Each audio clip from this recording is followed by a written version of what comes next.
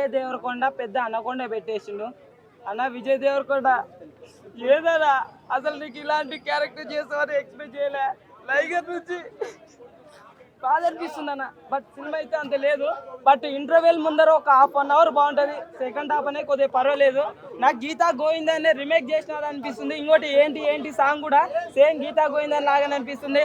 ఇంకోటి ఏంటంటే fight scenes కూడా మన Balayya Babu over fight scenes అనిపించింది. డైలాగ్స్ కొద్దిగా బాగుంటాయి. మిడిల్ క్లాస్ వ్యక్తి ఎలా ఉంటాడో ఆయన ఖర్చులు ఏందనేది స్టోరీ ప్లాట్ అన్నమాట. కానీ కనెక్టివిటీగా అయితే బాగాలేదు. ఒక ప్రాజెక్ట్ అనేది అదొక్కటి బాగుంది. మళ్ళీ దిల్ రాజు గారు ఇలాంటి స్టోరీ ఎందుకు తీసుకున్నారు, మళ్ళీ గీతా గోవిందాన్ని మళ్ళీ రిమేక్ ఎందుకు తీసుకున్నారు పరశురామ్ గారు అని అయితే నాకు అర్థమైతే లేదు. మళ్ళీ దిల్ రాజు గారికి అయితే పెద్ద దెబ్బనే పడింది. బ్యాక్గ్రౌండ్ మ్యూజిక్ కొద్దిగా బాగుంది. సాంగ్స్ కూడా ఏం లేవు.